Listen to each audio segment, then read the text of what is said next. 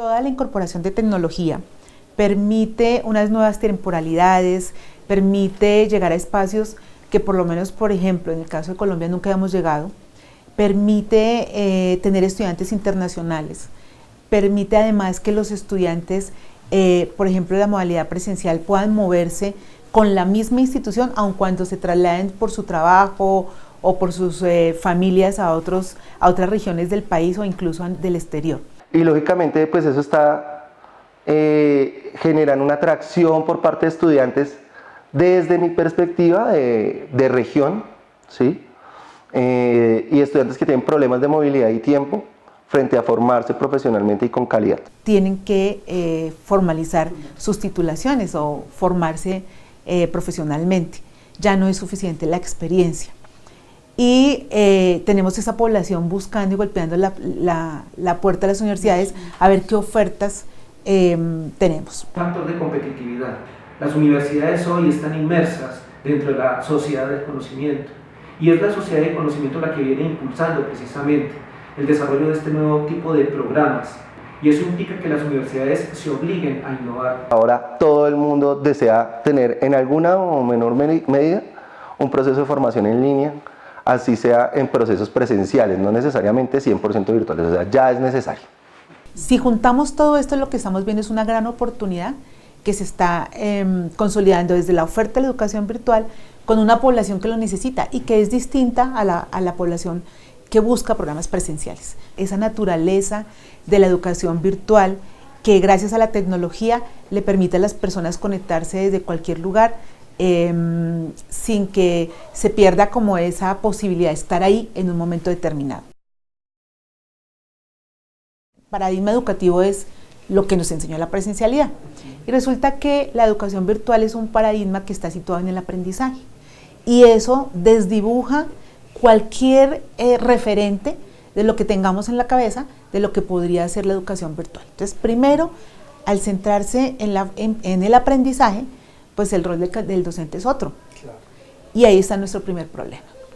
El docente, el referente del docente, que pues va a pasar a la virtualidad porque nunca tuvimos otro tipo de docente, tenemos que formar a estos para que pasen al nuevo paradigma, pues siente que va a quedar de lado, siente que no va a tener el poder que tenía sobre el estudiante, que además es cierto, siente que de pronto su rol termina y como que se va a diluir en esta nueva metodología. La principal dificultad es cambiar ese chip, cambiarle la visión al docente, hacerle entender que por el contrario, él tiene que dejar la oralidad y tiene que desarrollar su proceso de escritura. Tendría que ver con la parte de la construcción de contenidos por parte de los mismos docentes. Estaríamos hablando de la autoría de contenidos. Esto implicaría que la comunidad docente se adapte al nuevo entorno y comience también a generar una cultura de la producción de contenidos. Es hacia una nueva pedagogía que ya no está centrada en él, sino que se centra en el estudiante y donde él sigue siendo supremamente importante, donde su papel al contrario va a cobrar mayor valor porque puede innovar a través de su pedagogía y puede, en la medida en que haga que sus estudiantes sean más independientes de él, van a ser más exitosos en esta metodología. Pero también desde la perspectiva docente, ¿cómo hago yo que estaba en una formación presencial? En el entendido de que ya existen las tecnologías maduras, ¿cómo yo hago que mi proceso formativo sea de calidad? Y la innovación educativa no es complejizarse, sencillamente es ver cómo hacemos que el estudiante se entienda de forma fácil lo que deseamos que él desarrolle como profesional. Hacerle entender al estudiante que este es un proceso que se centra en él, en su responsabilidad, en su autonomía, en su disciplina, y que se centra en él y que requiere mayor tiempo que el que se dedica presencialmente. El estudiante tiene que enfrentar esa sensación propia de la metodología virtual, que es esa distancia psicológica que se genera y es una soledad, oiga, estoy solo, que lo angustia, que le dificulta el proceso. Y lo que va a empezar a pedir el estudiante, el profesor, la presencialidad, su referente presencial, en desarrollarle la capacidad de aprender autónomamente, en su autonomía, y que debe fortalecer precisamente el conocimiento de su propia manera de aprender para que él pueda controlarla, que eso no lo hacíamos en la presencial. La brecha tecnológica esa ya se superó.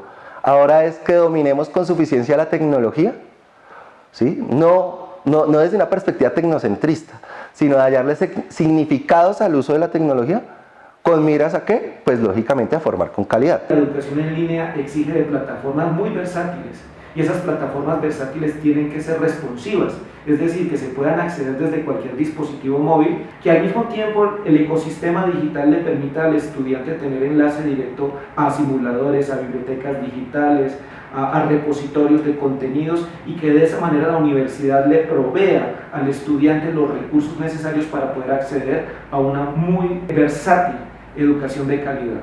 Montar una tecnología que, si la universidad la codifica cualquier mensaje en ella, los estudiantes todos estén en capacidad de codificarla en el lugar en que se encuentren. Entonces no podemos desconocer que las herramientas desde el punto de vista tecnológico nos proveen posibilidades de innovar pedagógicamente. Entonces, la tecnología en sí misma no es nada, pero cuando yo la combino con innovación pedagógica, sí. ¿Cómo innova el docente? El docente tiene que ser creativo. Pero entender que podemos ir un poco más allá, entender que podemos ser más arriesgados con el uso de formatos, con el uso del lenguaje, con la exploración de tecnologías nuevas. Buscando tecnologías que hagan más dinámica la interacción, que la hagan más atractiva, y que aquello que era difícil en lo presencial, aquí sea pero supremamente fácil. Más allá de que tengamos teorías o más allá de que haya tecnología, es todo lo que el docente pueda conectar desde su saber, de la experticia que tiene en el conocimiento, y poderlo poner de mejor forma usando esa tecnología. Yo creo que eso es infinito. ¿Cuándo habíamos oído que nosotros nos pudiéramos formar con una lección de 3 minutos y que eso se considera formación, o que eso le interesaba a la gente, ¿sí? Que la gente le interesa es que les llegue a su celular? O sea, ellos necesitan más cercanía con el contenido, menos extenso, un contenido más oportuno a la necesidad que tiene, como más justo al tiempo y más pertinente, y obviamente inmediato. Y eso solamente se puede hacer a través de dispositivos móviles, o tabletas o smartphone, y para de contar. Esa es una gran revolución que nos está haciendo que las universidades que tenemos algún tiempo en esto, pues la replanteemos.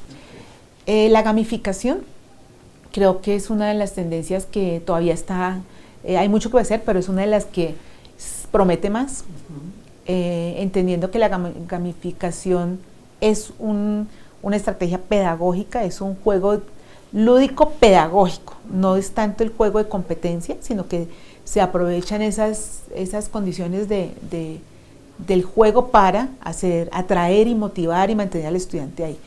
La gamificación es otra de las grandes tendencias, y creo que pues si esta no es pedagógica, sí es importantísima, que es toda el Big Data y la analítica. Tú sabes que la educación virtual tiene las tasas más elevadas de deserción.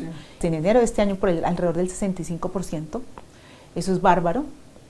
Entonces creo que esa tendencia que está tomando mucha fuerza, y es que nosotros podamos a través del ambiente virtual de aprendizaje saber a qué entra el estudiante, a qué no, qué le gusta, a qué no le gusta, cuánto tiempo se conecta, en qué área se conecta, en qué recurso dura más. Eso nos da información muy importante para hacer mejor pedagogía, para plantear mejores los contenidos, utilizar recursos más acorde con sus motivaciones y sus intereses, y definitivamente creo que esa es otra de las tendencias que tenemos que tener en cuenta.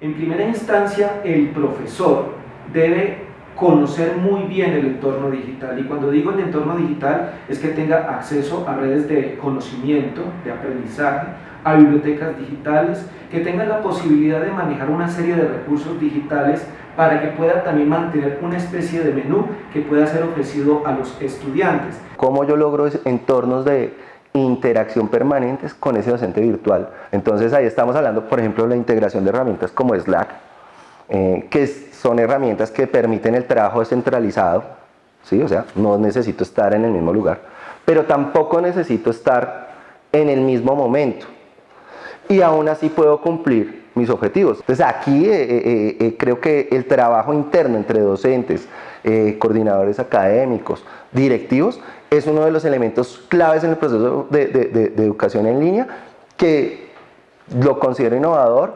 Y otro de los aspectos es pensar desde las métricas, ¿sí? No pensar todo, el estudiante entregó el trabajo, como lo he comentado anteriormente. Bueno, ¿en qué momento se ingresa? ¿Desde qué dispositivos está?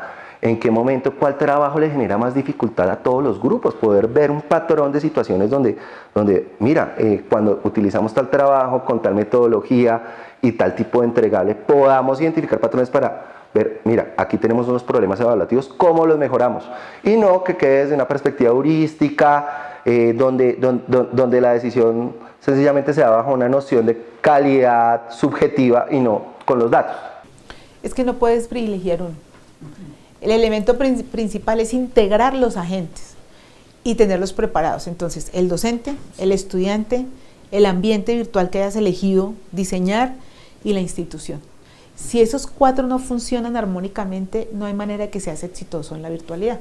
Porque si falla uno, entonces si tienes el buen docente, el estudiante no se preparó. Si tienes el estudiante y el docente no, el docente es tu primer detractor de la metodología. Y si la institución no tiene coherencia en lo que pone al servicio del estudiante, pues el estudiante no va a poder, no se le facilita su proceso al docente tampoco, y entonces ahí no hay nada que hacer. Entonces yo creo que no es más bien lograr la integración armónica de esos agentes que intervienen para poder ser exitosos.